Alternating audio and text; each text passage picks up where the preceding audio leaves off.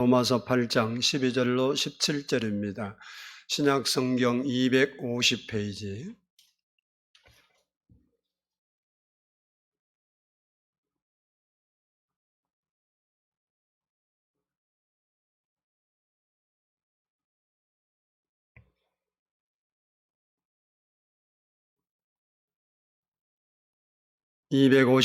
로마서 8장 12절로 17절 말씀을 교독하도록 하겠습니다.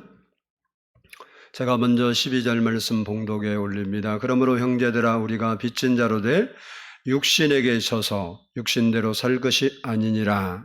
너희가 육신대로 살면 반드시 죽을 것이로되 영으로서 몸의 행실을 죽이면 살리니 무릇 하나님의 영으로 인도함을 받은 사람은 곧 하나님의 아들이라. 너희는 다시 무서워하는 종의 영을 받지 아니하고 양자의 영을 받았으므로 우리가 아빠 아버지라 하고 부르짖느니라. 성령이 친히 우리의 영과 더불어 우리가 하나님의 자녀된 것을 증언하시나니 자녀이면 또한 상속자 곧 하나님의 상속자요 그리스도와 함께한 상속자니 우리가 그와 함께 영광을 받기 위하여 고난도 함께 받아야 할 것이니라. 아멘. 할렐루야.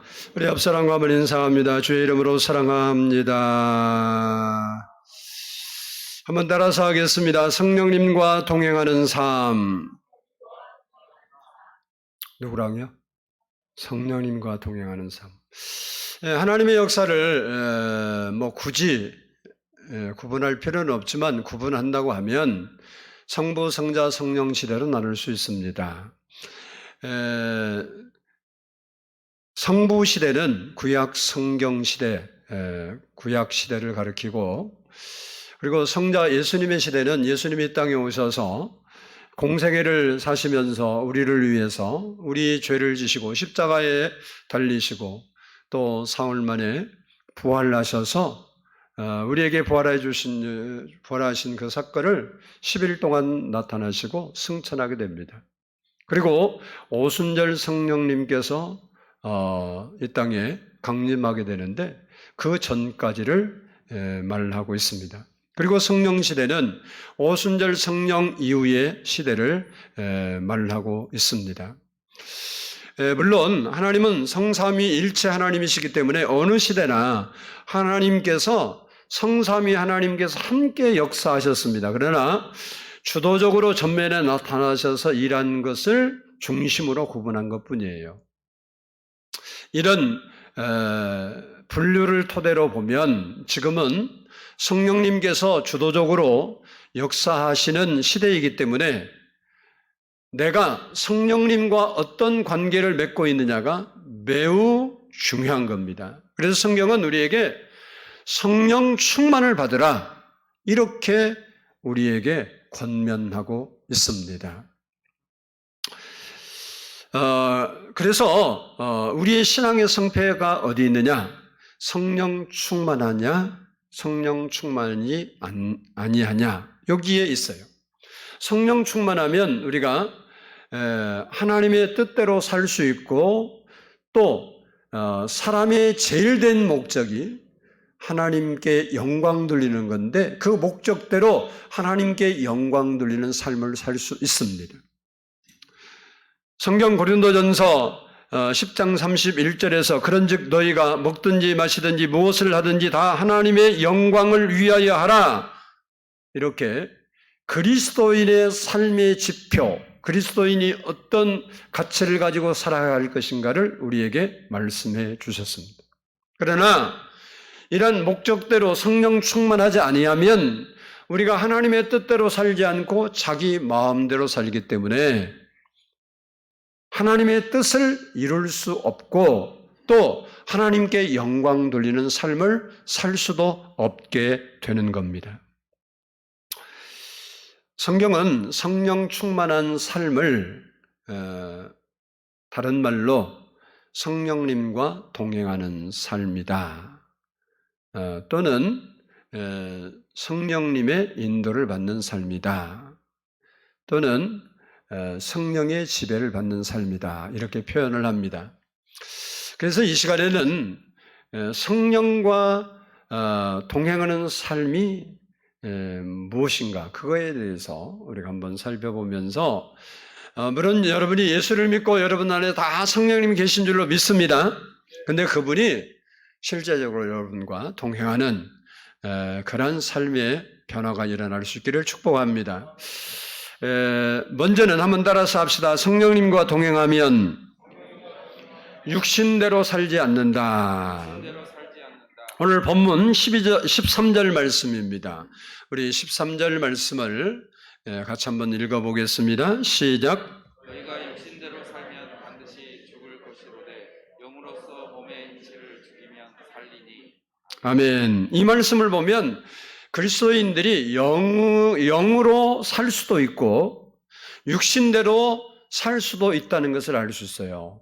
그러니까 우리는 일방통행으로 딱 정해지는 길을 걸어가는 것이 아니고 우리가 영으로 살 수도 있고 육신대로 살 수도 있다는 거예요. 그 선택은 누가 하냐?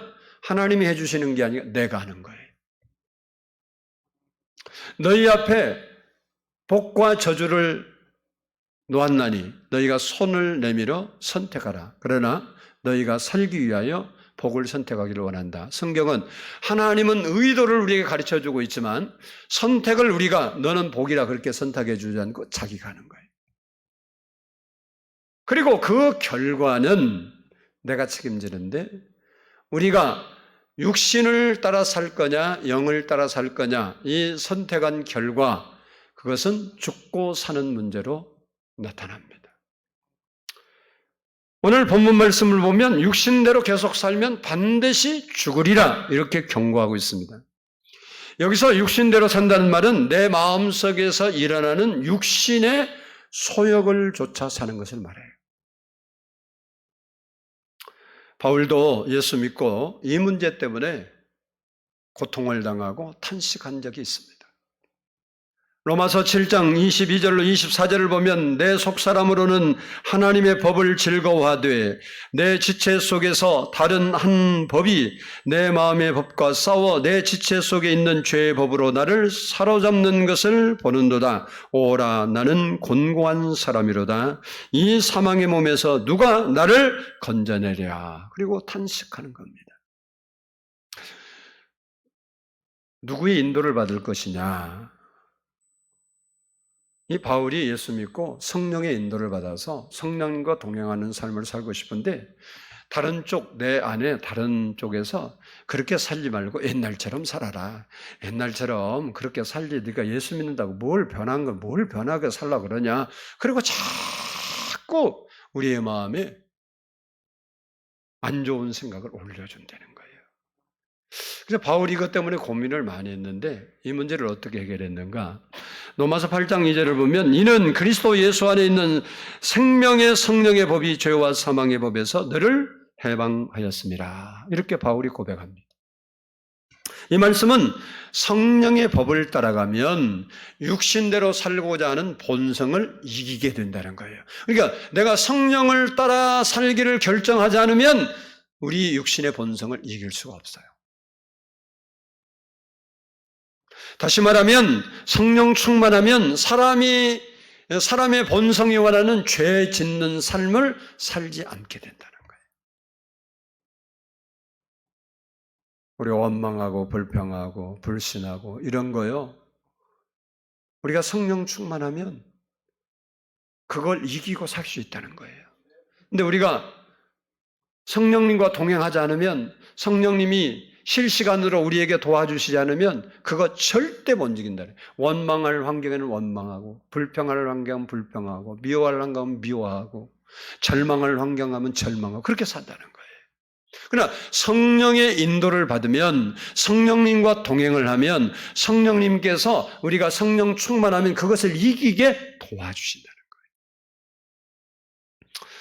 우리가 예수를 믿어도 우리 안에 있는 죄성이 완전히 사라진 것이 아니기 때문에 옛사람의 성품이 나오게 됐어요. 그것을 골로새서 3장 5절은 그러므로 땅에 있는 지체를 죽이라. 곧 음란과 부정과 사욕과 악한 정욕과 탐심이니 탐심은 우상 숭배니라 라고 했고 8절로 9절을 보면 이제는 너희가 이 모든 것을 벗어버리라. 곧 분함과 노여움과 악의에 찬 비방과 너희 입에 부끄러운 말이라. 너희가 서로 거짓말을 하지 말라. 그 옛사람과 그 행위를 벗어버려라 라고 했습니다. 이와 같은 일을 행하는 것을 육신대로 산다고 하는 거예요. 사단은 어떻게든지 우리로 하여금 원망하고 비방하고 미워하고 화내고 거짓말하고 속이고 욕심부리고 술 취하고 그리고 싸우는 육신의 일을 하도록 계속해서 우리를 유혹한다는 거예요. 한마디로 말하면 육신의 정욕, 안목의 정욕, 이상의 사랑에 빠져 살도록 사단은 우리 안에 계속 유혹하는 겁니다. 그러나 그리스도인은 이런 육신대로 사는 것을 과감히 버려야 되는 거예요. 만일 버리지 않으면 반드시 죽는다고 오늘 본문에 이야기하는 거예요. 마태복음 5장 30절을 보면 이렇게 말씀하신 말씀이 있습니다. 만일 내 오른손이 너로 실족해 하거든 찍어 내버리라. 내 백체 중 하나가 없어지고 온몸이 지옥에 던져지지 않는 것이 유익하니라. 우리가 죄 짓는 것을 하나 버리는 것, 나쁜 습관을 하나 버리는 것이 얼마나 힘드냐? 마치 손 잘라내는 것보다 힘든 거예요. 사람이요, 여러분이 살아봤잖아요. 인생 많이 살아봤는데 바뀌어요? 안 바뀌어요? 사람은요, 절대 잘 안 바뀌어요.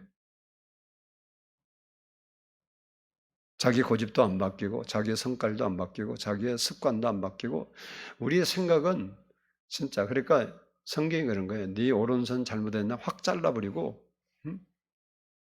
병신되어서 살다가 불구로 살다가 천국 가는 게 낫지 네 마음대로 살다가 지옥 가면 훨씬 나쁘다. 그 얘기를 하고 있는 거예요.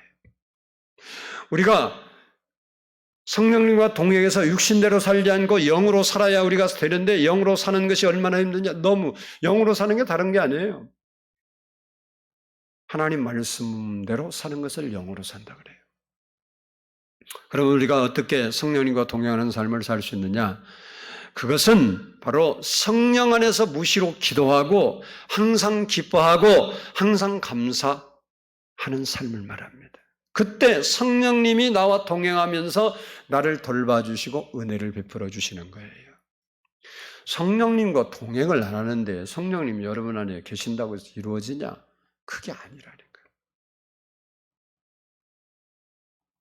성령님과 동행하는 삶이 필요한 거예요. 그러려면 우리가 뭘 따라 살아? 기도하며 살아야 돼. 기도 안 하고 무슨 성령님과 어떻게 동행을 해요? 기도 안 하고 어떻게 성령 충만을 받아요? 여러분이 기도를 일주일 준비하고 여기 와서 예배, 이 시간 예배 드리잖아요. 여러분은 볼 것도 여러분 마음에 지금 불도 일어나고 기쁘고 감사하고 막 정신이 맑고 깨끗해. 근데 지금 흐릿하고 그냥 정신이 몽롱하고 무슨 소리인지 모르겠다. 이런 사람은 지금 다 기도 안 하고 살았던 사람. 영이 흐려져서 그런 거예요.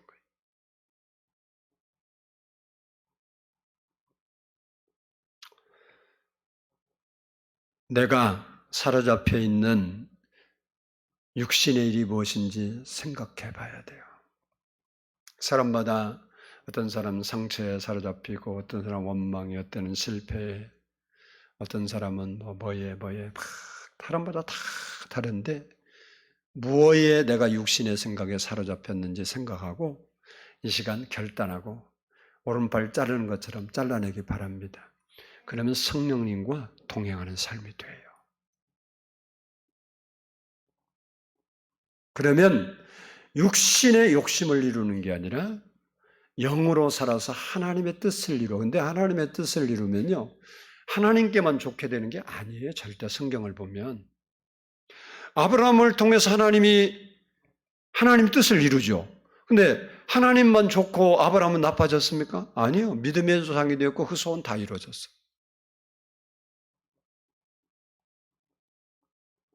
그래서 우리가 우리의 육신대로 행하고자 하는 그 옛 구습을 빨리 벗어버려야 하고 그것을 끊어버려야. 아멘. 그래야 우리가 승리할 수 있는 거예요. 성령님과 동행하는 삶을 살 수 있는 거예요. 둘째는 따라서 합시다. 성령님과 동행하면 성령님이 우리를 인도해 주신다. 그래서 사람이 다 성령의 인도를 받기를 원하는데 왜? 성령과 동행해야 인도를 해주죠. 우리의 본성은요, 세상과 친해요. 그럼 지금이 어떤 시대일까? 지금 계절적으로? 단풍. 그죠? 지금 철학산에부터 이제 단풍 내려오죠. 이때면 뭔 생각나? 단풍 구경할 생각이 없어? 오로직 돈이요. 돈만 벌어서 교회 헌금 많이 하자. 그것도 좋은 생각이에요. 우리의 본성은요, 다 예를 들어 여름이 딱 되면 바닷가 생각나든지 산 생각나든지 하고, 이렇게 가을 되면 단풍 그거 한번 가보고 싶은 생각나고, 맞죠? 이게 우리의 본성이 세상하고 친해요. 우리의 마음은 세상으로 기울어져서 기울어진 운동장이야. 그렇기 때문에 내가 아무런 생각 없이 그냥 내 본성이 이끄는 대로 우리가 살면 우리의 영혼은 죽는 데까지 데려가요. 이 사실을 누가 잘 아냐? 사단이 너무 우리 약점을 잘 알기 때문에 사단이가 계속 공격하는 거예요. 우리가 사단이 우리를 어떻게 유혹한다는 그 유혹에 대한 대책을 세우지 않고 무방비 상태로 살잖아요. 그러면 그 사람은 말할 게 없어. 믿지 않는다는 것도 아니고 여러분의 직분이 고귀한 직분이 아니라는 것도 아닌데 분명한 것은 뭐냐? 마귀의 유혹에 빠져서 마귀만 기뻐하는 일을 하고 살아. 근데 우리는 입으로는 누구의 영광을 위해 살아? 하나님의 영광을 위해서. 먹든지 마시든지 무엇이든 위해든지 내가 하나님의 영광을 위해 살아야지. 그런데 사는 것은 하나도 하나님께 영광 드리는 게 아니라 사단에게 영광을 돌려. 여러분 마음에 하나님이 좋아하는 말씀이 없고 세상이 좋아하는 게 딱 들어있으면 지금 그것을 따라 예를 들어서 여러분이 원망한다 그러면 하나님이 영광을 받는 게 아니라 사단이가 영광 받는 거예요. 여러분 마음에 미움이 딱 자리 잡고 있다. 이유 없어 여기 앉아 있어도 하나님 영광 받는 게 아니라 사단이가 춤추고 있는 거예요. 성령이 현재적으로 여러분과 동행하면 그 부분을 이기게 해주시고 하나님께서 하나님 뜻대로 하나님 뜻을 이룰 수 있도록 여러분을 인도해 주시는 거예요. 우리가 살면서 사단이 우리를 유혹하는 그 유혹을 우리가 의식하기도 힘들고 이게 사단의 유혹이다 이렇게 생각이 돼도 그것이 내가 이것은 이겨야 돼 그리고 쉽게 이길 수 있는 부분이 아니에요. 왜냐? 사단은 환경과 내 생각과 딱 맞춰서 우리에게 유혹을 하기 때문에 그래요. 예를 들면 그리스도인들은요 누구나 원망과 불평이 나쁘다는 것을 다 알고 살아요. 아멘. 여러분 원망 불평 안 하는 것이 하나님 뜻대로 하는 거죠. 맞죠? 그런데 원망할 만한 환경이 왔을 때 원망하지 않고 감사하며 사는 사람은 극히 드물어요. 왜 그럴까요? 내 환경이 누가 봐도 누구라도 원망할 수밖에 없는 상태라고 그렇게 다 생각을 해.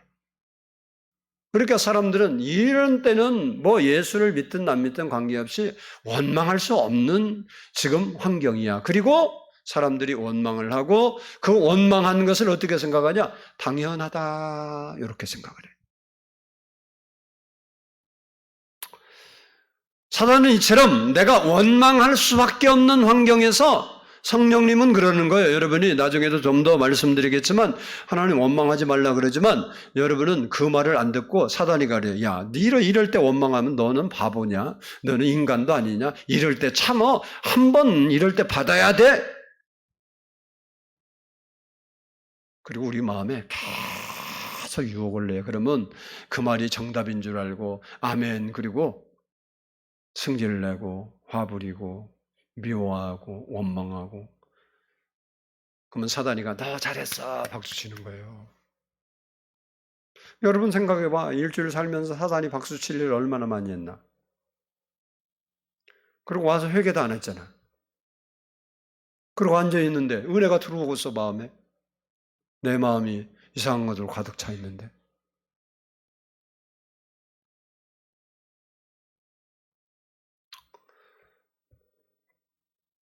여러분이요, 하나님의 인도를 받지 않으면 절대 그 부분을 이길 수가 없어요. 누구라도 그때 가면 원망하고. 근데 그게 그렇게 마귀가 유혹한다는 사실도 깨달을 수가 없어. 저도 옛날에 돌아보니까 꼭 우리 집사람이 금요일까지 멀쩡하다가 토요일 날이면 꼭 다툴 일을 만들더라고. 그러니까 내가 원인을 제공했든 자기가 했든 해서 다른 때는 안 다투고 꼭 그때는 말다툼을 해. 승질일, 나도 남자잖아. 남자의 승깔이 있지. 그렇다고 내가 잘못했어요. 내가 이러고서 생각을 해봐. 내 인상을 봐. 그렇게 생겼나? 뭔데 그러냐고 나도 그냥 한바탕 질러댔지. 근데 이게 한 번 그러고 끝나는 게 아니고 꼭 토요일 날 되면, 꼭 주일날이나 토요일 되면 이렇게 마음을 뒤집는 일이 생기더라고. 근데 그것이 사단의 유혹인지를 내가 알았으면 지금은 그래서 많이 참아요. 그래서 한 번씩 할 때는 있지만 그래도 이거 내가 넘어가면 안 되지. 그리고 새겨. 넘어가면 하나님이 좋아하는 게 아니라 누가 좋아해? 그놈이 좋아해. 여러분 집에서 남편 신랑한테 바가지 긁지 말어. 아니 일하러 나갔는데 바가지 긁으면 승질 나는데 가다가 교통사고 난다니까. 긁고 시끌랑, 응? 긁고 시끌랑 퇴근하고 밥 잘 드시게 해놓고 그리고 긁어. 그리고 얼른 집에 들어가 잡으러. 그러면 자기도 자다 보면 다 풀려. 아침에 반갑게 인사를 해줘. 그럼 다 끝. 그런데 꼭 출근하려고 옷 입은데 당신이 뭐 어쩌고 그러니까 막 열불내는 거야. 사단이 우리의 환경과 딱 틀리게 말을 하면 아무도 안 들어. 근데 내가 아무리 생각을 해도 그럴 수밖에 없는 환경이야. 그러니까 그럴 수밖에 없는 환경에다 사단이가 불질러. 성경 말씀이 떠올라도 다 여러분이 무시해버려. 예수 믿으면 다 하나님이 또 올려주거든. 너가 그러면 되겠냐. 그런데 그거 다 무시해. 그리고 성령의 충만함을 받은 게 아니라 사단의 충만함을 받아서 그쪽으로 따라가 버려. 그래서 자기도 모르게 죄를 짓고 있고 누구한테 영광 돌리냐. 여러분요, 하나님께 영광 돌린다 그래서 여러분이 하나님 영광 받으세요, 찬양 받으세요 막 그런다고 하나님 영광 받냐? 안 받아.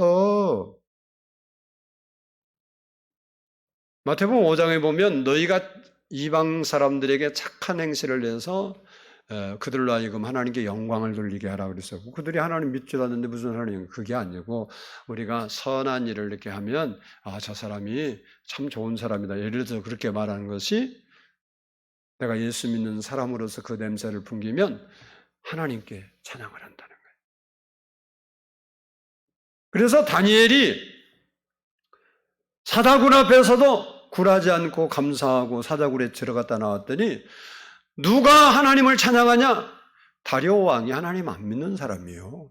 그 후에도 안 믿었어. 근데 다니엘이 하나님을 찬양해.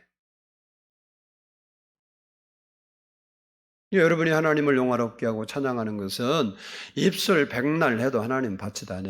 여러분이 신자가 어딨냐? 여러분이 하나님께 감사합니다. 그 한마디 하면 뭔 일이 일어나냐? 하나님 영광 받아. 근데 성질나 죽겠네. 그러면 사단이가 영광을 받고 계시는 거예요. 그래서 우리가 하나님의 인도를 받는 사람은 성령의 인도를 받아야 그 문제를 이기고 우리가 하나님 뜻대로 살 수 있는 거예요. 그래서 성경은 우리에게 뭐라고 말하냐? 성령의 인도함을 받아라. 오늘 본문 말씀 보면 하나님의 영, 성령의 인도함을 받은 사람은 하나님의 아들이라 그런 거예요. 이 말을 반대로 말하면 하나님의 아들이 누구냐? 성령의 인도를 받는 사람이 하나님의 아들이래. 우리가 이론적으로 말하면 하나님의 아들이 누구요? 예수를 구주로 믿고 하나님의 자녀가 된 사람에게 주신 호칭이죠.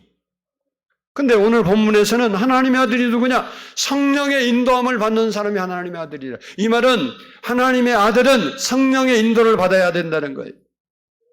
성령님은 우리 안에 오셔서 우리를 인도하시기를 원하신다는 거예요. 다시 말하면 성령님이 우리 안에 오셔서 통행하면서 우리의 삶을 인도하시는 거예요.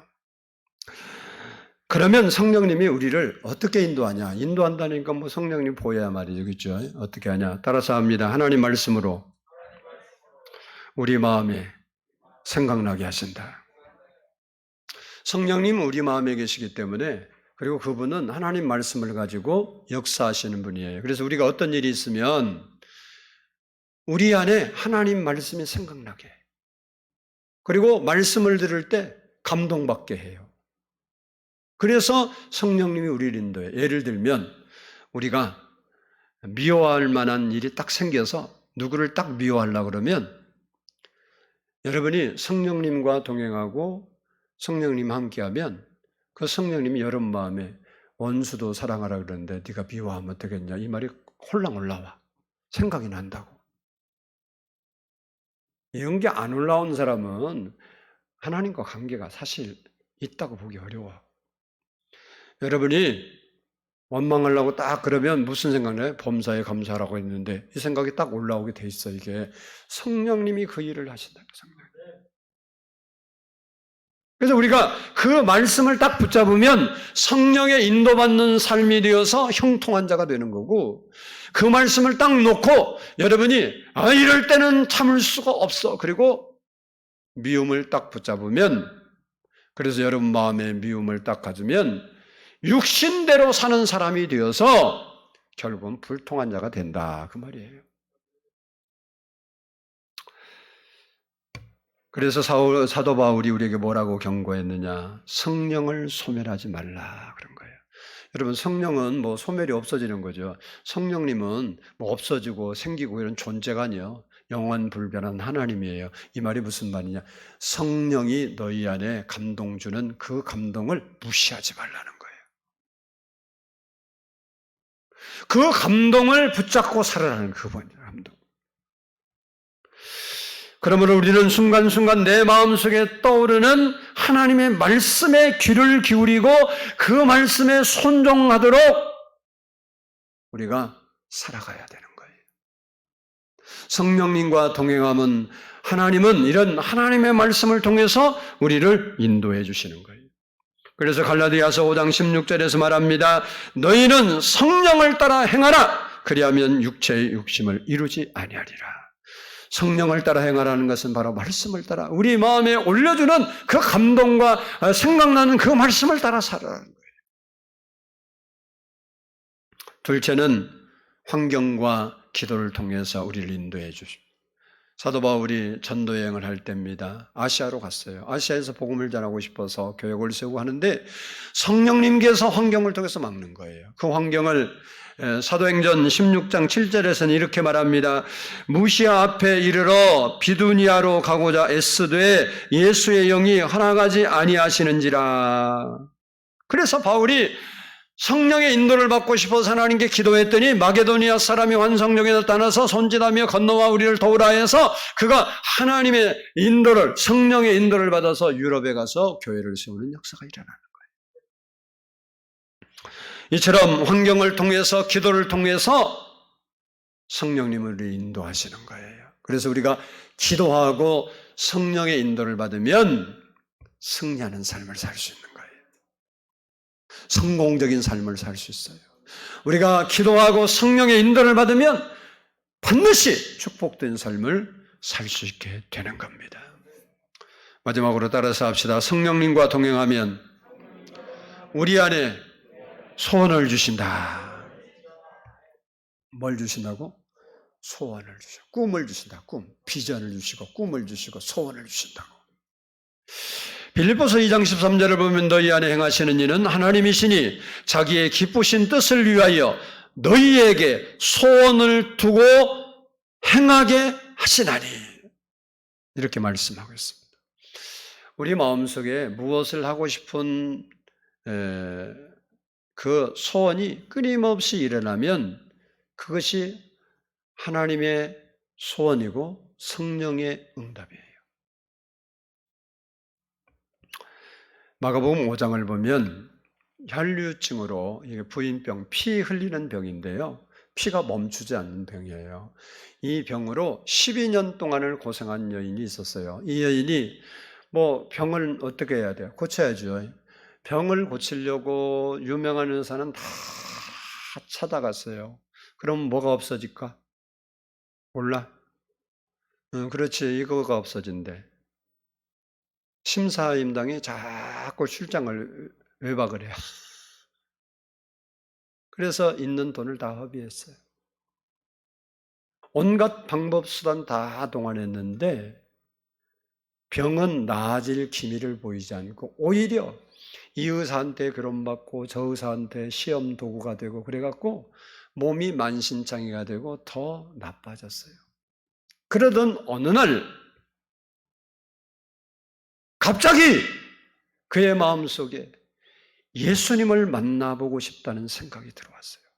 그 소원이 다 일어난 거예요. 근데 그 소원이 일어날 당시에 이 여인은 여러분 피를 12년 동안 흘리고 살았으면 그 몸이 어떨까? 오늘날까지 좋은 영양제도 있는 거 아니고 먹는 것도 부실한 여인의 모습이 어떻겠냐고. 바짝 말랐겠죠. 걷기도 힘든 여인이요. 예수님 만나러 가고 싶은 소원은 충만하지만 가기도 힘든 그의 모습이에요. 그런데도 불구하고 그 마음의 소원이 일어나 그래 내가 이번 한 번은 꼭 예수님을 만나보리라. 그리고 그 소원을 붙잡고 예수님을 찾아간 거예요. 그리고 뒤로 가서 그의 옷자락을 만질 때 그의 혈류의 근원이 딱 멈추고 피가 멈췄다는 거예요. 그리고 그동안 그렇게 몸에 통증이 있던 것이 싹 사라진 걸 느꼈어요. 고침받은 거예요. 그의 손을 잡고 힘들지만 향해 나갔더니 그 질병이 치료된 겁니다. 우리 교회에 2번이나 오셔서 간증했던 경북 영덕에 있는 구객교회를 섬기는 김상태 장로님이 계십니다. 이분이 하나님이 주신 소원을 갖게 될 때는 집사 때였어요. 집사 때. 그 교회는 시골교회 오래된 교회라 어촌에 있는 교회, 어촌에 있는 교회인데 슬레이트가 지붕이었는데 그 슬레이트가 깨져서 비 오면 비가 새고 이게 벽도 막 기울어지고 좀 망가지고 그래서 막 바람 들어오고 이런 교회였어요. 그런데 이 집사님이 오랫동안 거기서 신앙생활을 했는데 어느 날 그 교회의 모습을 딱 보는데 자기 마음에 너무 안타까운 마음이 드는 거예요. 그리고 이 마음이 들 때는 그 어부니까 어부들이 사실 돈이 많아요. 부자들이요. 근데 돈이 있을 때 자기 마음에 그런 생각이 드는 거예요. 아, 내가 그때 교회라도 수리를 할 걸 하면서 자기 마음에 너무 마음이 아팠어요. 근데 지금은 돈도 없어. 그래서 그때 집사님이 목사님을 찾아갔어요. 그래서 이런 말을 해요. 목사님, 허물어져가는 성전을 보니까 너무 집사라서 송구스럽습니다. 저는 있는 돈도 다 날리고 있는 것이라는 빚뿐이지만 고기라도 많이 잡혀서 성전을 건축하는 것이 제 소원입니다. 목사도 시골교회다 어쩔 수 없이 돈도 없으니까 못했겠죠. 그러니까 비 새고 막 춥고 그런 교회. 그래도 돈을 안 갖고 왔어도 마음이라도 얼마나 따뜻한 마음이 그죠? 목사를 감동시키고 목사님이 두 손을 딱 잡고 집사님 기도합시다. 기도를 했어. 무슨 기도는 안 써놔서 몰라. 근데 내가 목사라고 그럴 거야. 하나님, 어장에 고기가 많이 들게 해서 복을 많이 받게 해서 저의 소원대로 교회를 건축하게 해 주옵소서. 그랬을 것 같은 생각이 살짝 들어. 어쨌든 그래서 이제 집사님이 이제 기도를 하고 나가서 이제 하는데 이 집사님이 이제 어장을 해. 근데 그 어장이 이제 밀리고 밀려서 잘 안 되다 보니까 제일 바닷가 끝쪽에 다른 어장 다 거쳐야 이제 물이 들어오는, 그러니까 고기도 다른 데 다 거쳐야 거기 들어오잖아. 거기에 어장이 있었어요, 어장이. 그런데 12월 24일, 그해 12월 24일 전예전 날 기적 같은 일이 일어났습니다. 그 많은 어장들이 자기 옆에 쭉 있는데 그 어장에 고기가 하나도 안 들어가고 자기 어장에 1m가 넘는 방어떼들이 그냥 줄줄이 줄 서서 들어왔대. 그래서 그날 들어온 게 2,370마리. 공판장에 가서 파니까 4억 7천만 원을 받았어. 요즘은 4억 7천만 원이 별거 아닌데 그때 지금부터 40년이나 됐을까 그럴 때니까 그때 집 한 채 시골 1,000만 원도 안 가. 서울도 1억도 안 가. 4억 7천이 얼마나 크냐 한꺼번에. 그래서 그때 대서집을 특별해서 신문에 났어. 한국판 베드로 기적이 일어나다. 그래서 교회를 그분이 새로 건축하고 그 후로 그분이 진짜 하나님이 살아계시구나. 그걸 깨닫고 살아계신 하나님을 지금도 간증하고 다녀. 우리 교회도 2번 왔잖아. 그분에게 소원을 주신 분이 누구요? 하나님. 이루게 하신 분이 누구요? 하나님. 그분이 뭐 고기를 어디서 뭐라 하고서 안 돼. 어장만 있었지 고기를 몰아넣는 건 하나님. 고기도 하나님 말씀 들어요. 베드로가 밤새 그물을 들였는데 한 마리도 안 잡힌 거예요. 근데 예수님이 와서 배 빌리고 말씀 전하고 나서 야 깊은 데 가서 그물을 던지라 그러는데 깊은 곳에 갈릴리 바다가 깊은 게는 150m예요. 수심이. 요즘은 150m까지 내려가는 그물이 있는지 내가 확실히 모르지만 어인망이라서 그런 그물이 있지만 그게 아니고 투망이에요. 몇 미터나 되겠어 밑에 길이가. 그러면 오늘날 같이 나이롱 걸로 이렇게 얇고 그냥 그리고 납 따라서 쫙 가란 게 아니라 나무 껍질 벗겨서 말려서 만든 거예요. 그러니 그거 돌멩이 달아갔는데 얼마나 빨리 가라앉겠어. 우리말하면 촉구 비슷하게 치는 거예요. 투망이지만. 여기 드러났다 저리나 한 게 아니고 갖다 쳐놓고 몇 시간 기다렸다 거두고 이렇게 하는 건데 어떤 바보고기가 깊은 곳에서 낮에 화나잖아. 그물도 보이는데 나 잡수셔. 그리고 거기 가서 앉아 있겠어. 앉아 있는 게 아니지. 밑으로 다 도망가 버리지. 근데 그때 고기가 얼마나 많이 잡혔는지 그물이 찢어지게 2배 잡히게 잡혔어. 그러니까 하나님이 그런 거예요. 베드로야 깊은 곳에 던져라. 그러니까 이제 순종은 누가 해야 하는 거예요? 던지고 말고 하는 것은 자기 결정이요. 말씀에 의지하여 내가 그물을 내리리라. 그리고 와서 그물을 딱 던진 거예요. 그러니까 하나님이 그래 고기들아 저 그물로 선착순 집합이다. 그러니까 막 서로 튀어들어가려고 그래갖고 들어가고 그물이 찢어지게 잡혔대. 걷어올리나 나갈 생각을 안 해. 그 그물에 갇혀 있으려고. 돈이 여러분 집 안에 그렇게 들어오면 얼마 좋겠어. 뭐 고기만 마늘 듣느냐고. 돈도 날개를 달렸다고 성경에 써놨어요. 하나님이 저 집에 가서 앉아라 그러면 그 집에 가서 앉고 날아가라 하면 홀랑 날아가 버린대. 성경 얘기요. 내 얘기가 아니고. 뭐 고기만 하냐. 우리는 어부 아닌데 고기는 소용없잖아. 사업하면 사업장에 돈 들어오면 되는 거지. 아멘 안 한 사람은 안 돌아도 되는 거고. 여러분 소원을 주신 분이 하나님이고 이루신 분이 하나님이에요. 요셉에게 꿈을 주신 분이 누구예요? 하나님이요. 총리가 되게 하신 분이 누구예요? 하나님이요. 요셉이 물 총리 되려고 노력을 했습니까? 힘을 썼습니까? 뭐 아무것도 없어. 하나님이 주신 소원 붙들고 그는 살아가지 아니하고 하나님을 이방 나라에 가서도 하나님을 섬기면서 믿음을 지키면서 살아가는 것뿐이 없어. 감옥에 가든 종살이를 하든 원망하지 않고 불평하지 않고 하나님을 의지하고 꿈을 붙들고 자기가 성실하게 산 것뿐이 없어. 그러니까 총리된 것은 자기의 능력이 아니에요. 하나님이 우리에게 주신 은혜는, 하나님이 주신 복은 우리의 노력으로 되는 게 아니고, 우리는 내게 주신 하나님이 지혜를 주셨던, 능력을 주셨던, 뭘 했던 내가 최선을 다할 뿐이고, 되게 하시는 분은 하나님이신 거예요. 소원을 주신 분도 하나님, 이루신 분도 하나님을 믿고 우리에게 주신 소원을 내가 붙잡고 믿음으로 살아가면 반드시 이루어지는 거예요. 이처럼 성령님은 우리 안에 거하시면서 우리에게 소원을 주신 분입니다. 그 소원은 성령님이 주시는 축복의 신호입니다. 그래서 어느 때는 하나님께서 우리에게 기도할 감동을 주시고, 어느 때는 우리에게 전도할 감동, 소원을 주시고, 어느 때는 헌신하고 싶은 소원을 주시고, 어느 때는 무엇인가를 하고 싶은 소원을 우리에게 주시는 거예요. 그 소원을 무시하지 말고 그 소원을 붙잡고 믿음으로 살아가면 하나님이 이루어 주신다고. 누가 이룬다고? 내가 능력이 있어 이룬다. 그게 아니고 하나님이 이루신다. 하나님이 되게 하신다. 하나님이 이루어 주신다.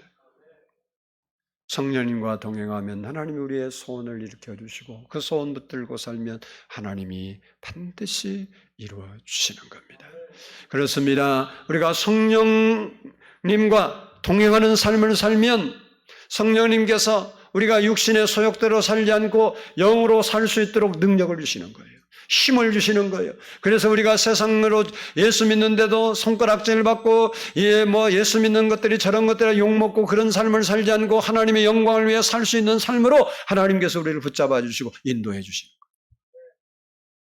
그리고 하나님께서 하나님의 뜻을 이루기 위하여 말씀으로 우리에게 늘 생각나게 하시고 말씀으로 환경을 우리 인도해 주시는 거예요. 그래서 여러분이 하나님의 말씀이 생각나고 하나님 말씀이 설교를 듣든지 기도를 하든지 여러분이 무엇을 하든지 여러분 마음속에 환경 속에서 말씀이 떠오르면 그거 무시하지 말고 그 말씀을 붙잡고 살아야 되는 거예요. 그러면 우리가 하나님의 뜻을 이루는 그쪽 편에 섰고 영으로 인도함을 받는 삶이 되고, 그래서 하나님의 역사가 일어나는 거예요.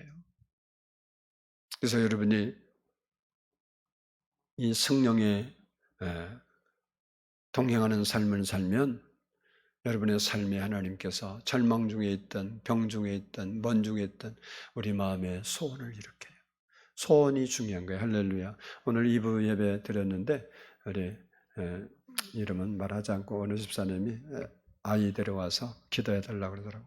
아픈 거 있어서 기도해달라고 그러는데 참 요즘은 과학이 이상한 과학이에요. 얼마나 정확한지 아직 키도 안 자라는데 몇 센치 자랄 걸 알더만. 그래서 아직 초등학생인데 또 왜 이렇게 많이 커버렸냐 내가 그랬거든요.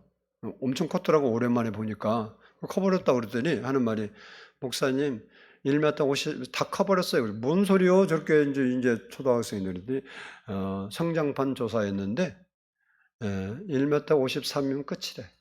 과학이 너무 좋아. 그래서 성장판 늘리는 주사가 있어요. 그러면 2, 3cm 더 크거든요. 그걸 맞을까 아닐까 고민했는데, 그래서 하나님께 자기가 58까지만 키워달라고 기도하고 있다고 엄마가 그러더라고. 그래서 내가 그것도 기도해달라고 그래서 너는 얼마로 그러냐? 68이요 이러더라고. 그러면 네가 진짜 예수 잘 믿겠냐? 그랬더니 진짜 잘 믿겠다 그러더라고. 그래 기도해줬어. 크고 안 키우는 거 하나님 하는 거지 내가 하는 거 아니잖아. 근데 하나님 68 눌리나 58 눌리나 뭘 상관이야. 성장만 쫙 빼버리면 되잖아. 아니 우리한테 어려운 거고 하나님께 어려운 게 아니라고.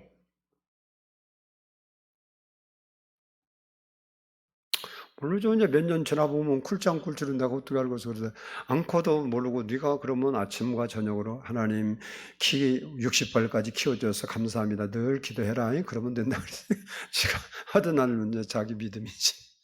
그러면 그는요, 만약에 그렇게 돼봐요. 평생 하나님이 기도. 왜? 의사가 그랬잖아. 목사 말은 죽어도 안 듣는데 의사가 말하면 죽어도 잘 들어. 틀린 말로 들어.